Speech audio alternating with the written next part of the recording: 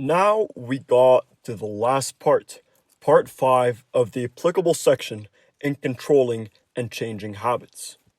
This is probably going to be one of the longest lectures you're going to go through. Reason being is because we're going to discuss some deep and kind of complex concepts per se related to neuroplasticity and neurolinguistic programming to help you change and control habits. However, the reason why the lecture is going to be long is because since the concepts and the methods are a bit complex, I want to take the time to be able to explain them to you very well. So by the end of this lecture, you'll have a very good understanding on what the methods are and how you can apply them in your life. So let's start. The concept of neuroplasticity entails that your brain is plastic. I did mention that a lot of researchers, beforehand, people used to believe that the brain does not change, that you get to a certain point in maturity and your brain will stop developing. It will start declining in the way it's developing. However, the newest research in neurology brought a concept called neuroplasticity. Basically, your brain is plastic, which means that it can change. It can break some neurological patterns. It can create new neurological maps and systems and patterns, and it can adjust accordingly. And you can do that. You can control the way your brain and the way the neurological system in your brain is working. So whether you are trying to eliminate an old unhealthy habit or you're trying to install a new and healthier one, the concept of neuroplasticity can change your perspective on habit formation. And in this lecture, we're going to discover the concept of neurolinguistic programming and some techniques that can help you overcome the problems you were facing before. Now, at first, when I explained the methods for you, as I said, they might seem a bit complicated, but I promise you, they are not. The methods are simple. Once you understand them and you start applying them through repetition and through practice, it will become easier and easier. And the beauty about neurolinguistic programming is that you will see instant results. Yes, you heard me right. You will see instant results. When you do neurolinguistic programming properly and you experience a certain change on a cognitive level, it will manifest itself immediately. So let's talk about using NLP, or neurolinguistic programming. Now, neurolinguistic programming works in a way where we're going to be using language to influence the subconscious brain. But it's not as simple as that. You're not just going to use language and it's going to change the way your brain chemistry works and the way your cognitive system is working. And if you are in my advanced course, there is an entire section about NLP where we go a lot more into detail. But for now, if you're in my habit course or, just at this point, anyways, you don't have to go in details into NLP because the methods I'm going to explain to you, you can apply them separately without really understanding the whole image of NLP and how it works. The goal here is to change habits, to control habits, and to eliminate some. So this is what we're going to do. And we're going to start with the first method, the anchoring method. Anchoring is a simple yet powerful process that you can use. You'll be associating an internal response with a specific external stimulus or trigger. The result of the exposure to the stimulus will then reactivate the anchored inner state that you are trying to establish. It is aimed primarily towards sensational anchoring. Remember, I'm pretty sure you can remember that, when you walked past someone not long ago and you smelled their fragrance or their perfume, and it brought back so many memories that you had associated with that specific smell, and it also brought out the associated feelings. That's exactly what anchoring is, and you can use it through the process of neurolinguistic programming, specifically through the anchoring methods. I'm going to go more in details in a further slide on how to effectively use it, but for now I just wanted to make sure that you understand what anchoring is.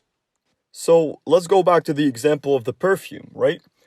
Let's say you were in love when you were kids and there was this girl or this guy and they used to always wear this perfume. Now, you grew up 10 years later and you walk past someone who wears the exact same perfume and you haven't even smelled it in 10 years, but it brought up the memory and it brought up the feelings. Now, the feelings might have been positive, might have been negative, depending on your experience. However, when you use the anchoring method, you can determine what the outcome is going to be. And you're gonna know a lot more about what I'm saying in just a couple minutes. For now, I want to explain to you the other method that we're also going to discuss, which is called the swish pattern or the swoosh pattern. And this is one of the most commonly used techniques in neurolinguistic programming. It is also referred to as a swoosh pattern, and it is a very helpful tool for when you are trying to face a repetitive problem that you don't seem to be able to control. And you need to be prepared for this dynamic process. If done right, you'll be able to instantly notice a change in what you're trying to adjust. And that's the beauty of NLP. That's the beauty of neurolinguistic programming, is that you can get instant feedback on whether it's working well or not. First off, let's talk about the process of anchoring. So just a quick reminder, you are trying to anchor an internal state with something external that would act as a trigger to stimulate that particular inner state. So the first thing you need to do is identify the lacking internal state that you would want to establish. What do I mean by that? When we talked about the root methods, we talked about identifying the source of the problem. So when you have a habit you're trying to establish or a habit you're trying to eliminate, what is the reason you keep doing the habit you're trying to eliminate? Or what is the reason you keep skipping the habit you're trying to establish? Once you know what the reason is, you want to ask yourself, well, what's the opposite? If it's not enough excitement, for example, well, what's the opposite of that? Obviously, it's excitement. If it's that you're feeling too irritated, what's the opposite of that? It's feeling calm, right? So you identify the lacking internal states and you want to establish the exact opposite to solve the problem. Maybe it's more motivation. Maybe it's more love. Maybe it's more gratitude. Whatever the internal state you need to establish is, you need to link it to the certain habit that you're trying to either implement or eliminate. And keep in mind that the anchoring methods doesn't just apply to habits. Maybe you just want to feel a certain way in your day-to-day life. And you can also follow the anchoring method to establish that. So basically, ask yourself, if it's not related to a habit, just ask yourself, what kind of emotions do you want to experience at a given point? What are those emotions that are lacking in your life and you just want to feel them more? Which brings us to step number 2. Identify elements that can trigger that internal emotional state you're looking for. It can be some memories linked to it, your favorite song, a scene from a movie, or maybe a speech that you always heard and that really inspired you. You want to pick something that would bring out this internal state you're seeking. It would bring it out inside of you. If it's more love, think about everything you love and everything you're passionate about. If it's gratitude, take some time to think about things you're grateful for. If it's more excitement, maybe play your favorite song and jam to it for a bit. Whatever it is, when you identify the internal state that you want to manifest, you need to recognize what you can do. And this is very personal. Each and every person is different. While some people who want to feel more excitement and more joy would play some of their favorite tunes and they would jam to them before doing the session, maybe other people are more into slow and maybe melancholic songs. So playing music will not actually put them in a positive mindset. It will actually make them a bit sad maybe. So that's why I'm saying it's very personal and it's very different for each and every person. So you need to find personally, what is it that you can think of, that you can listen to, that you can do, that can bring out this internal state you are looking for. Which brings us to step number 3. Pick an anchor. And I'll give you some examples. But before I do, I want to point out a few ideas. First, the anchor needs to be something distinctive, something that you don't usually do, or something that you don't usually feel. And it's connected to the 5 senses. Whether it's something you taste, something you see, something you hear, something you feel, right? It's related to your senses. And one of the most powerful are first kinesthetic, so what you feel, and another anchor that can work really well is when you can smell a certain fragrance or a certain perfume, whatever it is, that you can use as an anchor. The first anchor example I can give you is pressing with 2 fingers on the back of your neck. If you touch on the back of your head right now, between your neck and between the top of your head, there's a spot where you will find a little hole, a little hollow place that you can place 2 fingers in. And this is usually where your spine is ending. This is a very distinctive spot, and there's a lot of neurological connections in that spot. So a lot of people like to use this specific spot as an anchor. Another anchor is putting your hand on your heart and feeling your heart. This is another anchor you can use. A third anchor can be, as I said, a specific fragrance or perfume. A fourth anchor can be a song that you really like. A fifth one can be joining your hands together and crossing your fingers and then squeezing. These are all gestures and things that you don't do on a daily basis. You don't just do randomly. Because if you pick a gesture that you do randomly, the anchor is not going to be established properly. You need something unique that you can connect to your senses and anchor it to the internal emotional state. Now, you picked the emotional state or the internal state that you want to manifest. You also picked an anchor that you want to use. So we'll get to step number 4. Establish the emotional state through the elements that you identified that can trigger it. So whatever can trigger this internal state that you are seeking, then do it. Do whatever you have to do to manifest it. And keep exposing yourself to the triggers and intensify the emotions. When you feel love in your heart, or when you feel gratitude, you can use your mental and cognitive power to enhance the emotions by thinking about more things that make you grateful or more things that make you excited. Do it and try to intensify the emotions as much as you can until you feel it reaching a peak of internal emotional state that you want to anchor. When you feel your emotions, this internal state boiling up to the point where it reached its peak, and this is the peak of the emotional state that you want, when you reach this peak, introduce the anchor. And it's very important to introduce the anchor when you are at the top, at the highest, at the peak of the emotional state. Now, step number 5. Repeat the process a few times until you get to the point where by simply being exposed to the stimulus, it will bring out the desired internal state. And again, it is important to use a unique stimulus and introduce it when the emotional state is at a peak.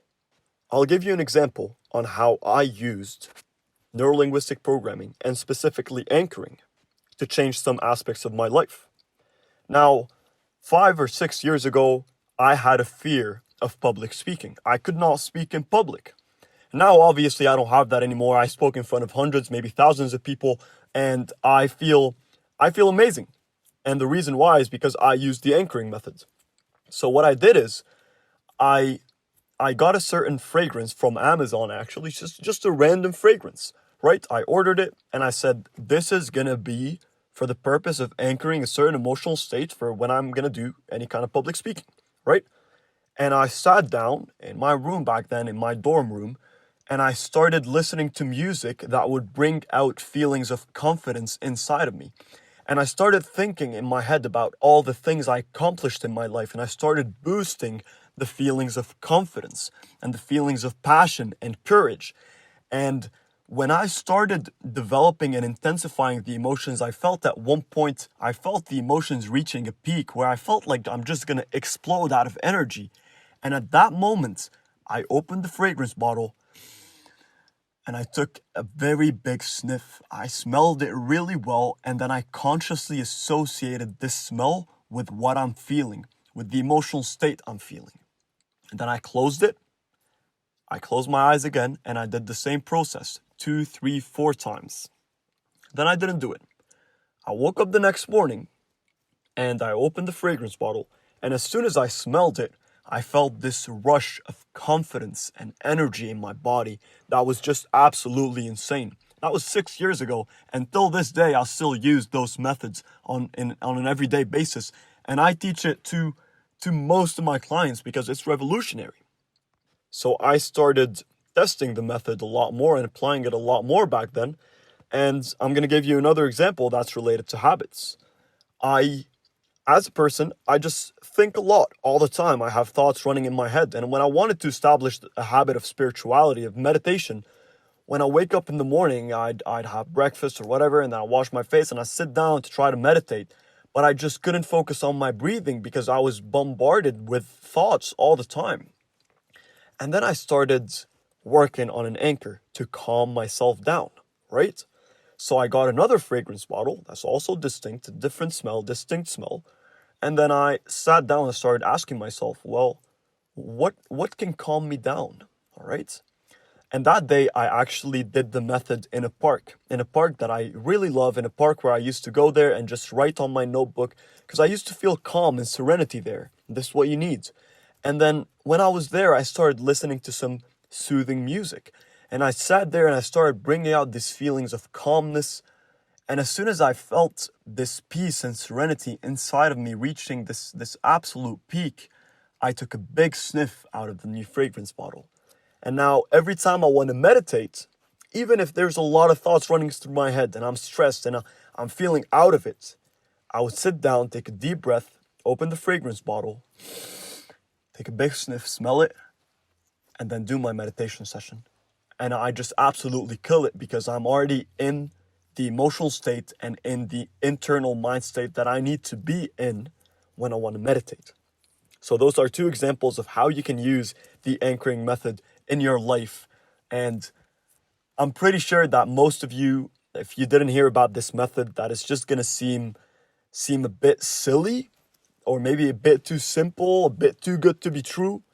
I promise you, some of the biggest leaders and most successful people in the world, including myself, we use this. We use it. I take time out of my everyday life to work on those anchors because they work. And when they work wonders. It's amazing. So make sure to try it out. And if it doesn't work the first time, try it again and again until it does. And a little thing I want to talk about here, which I found some of my clients went through this problem. Some people do not have enough control over their emotional state. So what will happen with you is that you'll sit down and you're trying to bring out the feelings of confidence, for example, but your subconscious brain is too accustomed and too used to the fact that you don't have enough confidence, that you will have a hard time bringing out the true emotions and the true internal states. So what you need to do is you need to wait until this internal state is there naturally. So let's say, I don't know, you went to the gym and you had an awesome workout and you're leaving the gym and you feel that you're absolutely confident that you crushed your workout and you look at your body and you feel good about it. This is a time where you are naturally manifesting the state of confidence that you need.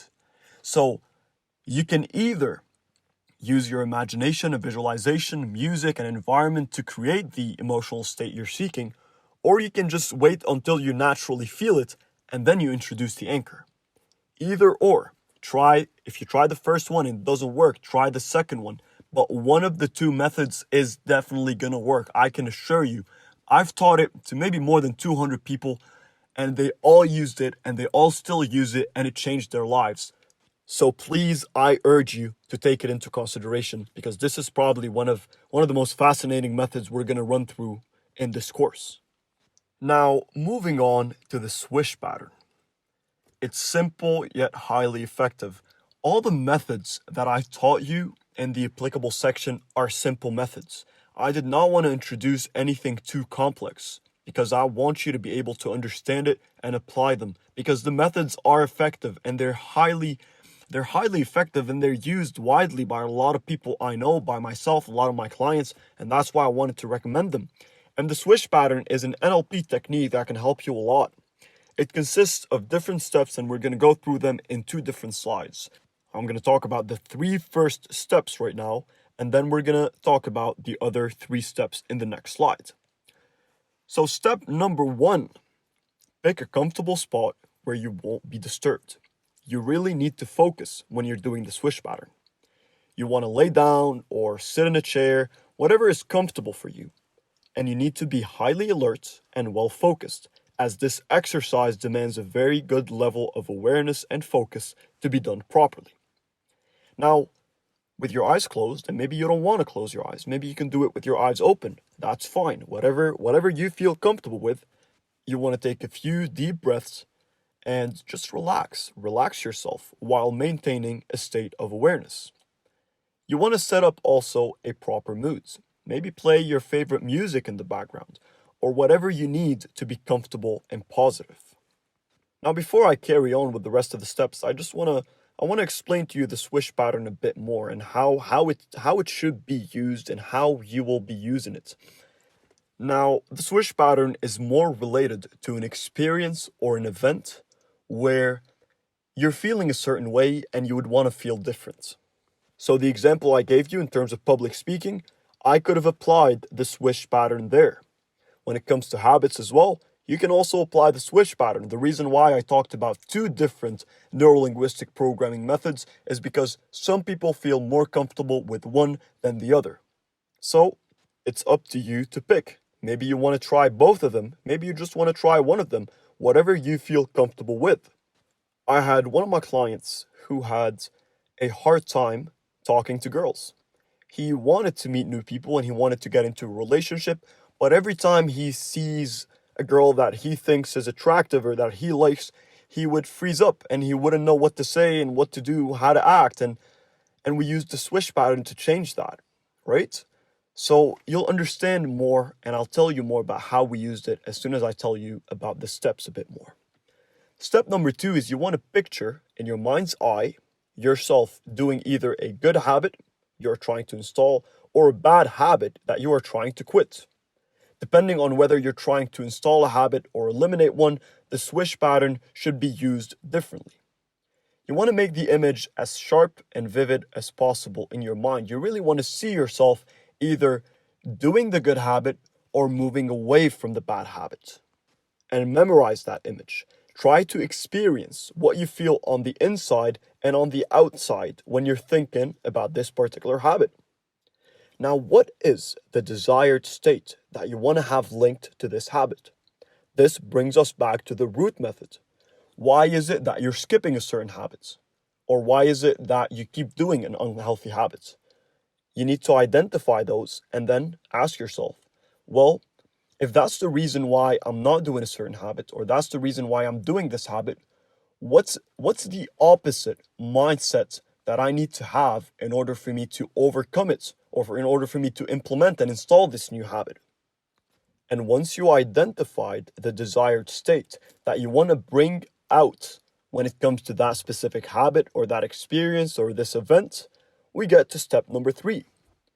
As you will previously prepare for this, you will already know what the new desired state you're trying to link to the habit or the situation, what it is, and what exactly is that state. And you have the first image, which is the one you were thinking about. Now there's going to be a second image, which is the one you are trying to establish. And they're both linked to the same habit or the same situation. Make sure that both images are well formed, sharp, and vivid. You need to also be aware of what internal state each one is correlated with. So what's happening here? In your mind's eye, you will picture and remember vividly an image of yourself doing the habit you're trying to eliminate and feeling whatever you feel when you do it, and also avoiding a habit you're trying to avoid and how you feel when you avoid it. At the same time, you want to bring out another image, which is the desired reality, which is the state that you want to be in order for you to either eliminate a habit or implement a new habit. So going back to the example, he was having a hard time talking to girls. So the first image, which is the current reality, the current image, is him talking to a girl and feeling anxious and feeling stressed and not knowing what to say. The other image would be him talking to the same girl, or maybe a different girl, but feeling confident, feeling smooth, feeling like he knows what he needs to say, feeling like he owns the world, right? And now he got his two different images and the two different internal states associated with each and every one of them. Now we get to step number 4. We will call the first image the current reality, and we will call the second image the preferred reality. Now what you'll do is you will observe the current reality vividly for some time. Then in your mind's eye, you want to minimize that picture in your mind's eye, just as you would do on your computer. You want to minimize it and then think about the preferred reality. When you minimize the current reality picture, right next to it on the right, you will pop out the image of the preferred reality and its internal states. And you can look at one that's minimized and you can see how you're acting and how you're feeling as if you're the third person, you're just observing. And then you can look to the right and see the kind of like a bigger picture of you there, but in a different mindset, in a different internal state, acting differently, feeling differently. And make sure that the second image is bigger, that it's sharper, and it's vivid. And that even add some color to it to make it more alive and more appealing. You also want to link to it all the elements that you need to establish this emotional state that you want to associate with your preferred reality. So for example, I told him to imagine himself dressing up in the best suit he ever wore. And imagine himself with a very nice haircut, looking really fresh, looking just absolutely amazing. Because when he did that, he started feeling the emotions of confidence that he wanted to bring out even more because he added those elements to the picture. He made it a sunny day where it's a beautiful day and everything just looks beautiful and the colors are amazing and he looks well dressed and well groomed and the girl was beautiful. And all those elements, when he added them to this preferred reality picture, it enhanced the emotional state he was trying to feel. So you get the point by here. Step number 5. You want to minimize the preferred reality image in a way where you can still see it in the corner, all right? It's as if in your mind's eye is acting like a computer screen. You will now maximize the current reality image and observe it, all right? While having the preferred reality image minimized at the bottom corner of your mental screen in a way where you can see both of them. You can see that one is minimized in the corner and this is your preferred reality. This is what you want. And then there's one that's a bit more maximized in the center. And this is your current reality that you want to stop. Make sure you focus well until you can see both the maximized image of your current reality as well as the minimized corner image of your preferred reality. And here we're getting to the last step. When you have those two images, what you're going to do is, and listen well to the instructions of the 6th step, because not everything is included in the presentation that you see in front of you. You want, the first step is this maximized image of your current reality, make it unappealing. Make it dim, make it black and white, make it seem as if it's a cutscene from a horror movie from the 1960s. Right? You want to make it just as unappealing as possible that your subconscious brain is automatically finding this kind of repulsive. And here's where it gets interesting. In your mind's eye, you will make the sound swish or swoosh. And as soon as you do that, as soon as you do the swish or the swoosh sounds, what's going to happen is the image, the maximized image of your current reality is going to disappear from your mind's eye. It's like you swiped it to the left, and instead the image of your preferred reality that was minimized to the corner will now be maximized, and that's all you can see in your mind's eye. It takes kind of the spot of the entire screen that you see in front of you in your mind's eye. So you will replace the current reality image entirely with the image of your preferred reality. And make sure that when you do so, that you not only switch the images, but also the emotional state linked to the image. So when you see the image of your preferred reality, don't just see it, but feel it, Embody it. This is important. Don't just see it. Feel it and embody the image. And keep repeating the process until you get to the point where the moment you think about a situation or a habit, and in the example we gave, a situation where you're talking to a girl, where he was talking to a girl, as soon as he thinks about it, this automatically brings out feelings of confidence and happiness that he can handle the situation, and that this is linked to the preferred reality image and the internal state that's dominating his inner world. You want to establish the same thing. Here's another example of how you can use that when it comes to a habit.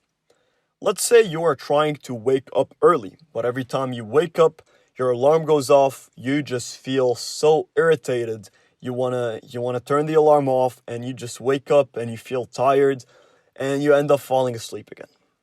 Well, then you can try the swish pattern here. You visualize yourself, first the image of yourself waking up, feeling drained, turning off the alarm, then going to bed, then waking up again and being late and feeling bad about it. That's the first image, that's the current reality. And then you form another image where as soon as your alarm goes off, you wake up feeling amazing, feeling energized, feeling motivated. And you turn off the alarm and you're already up and you're ready to start your day.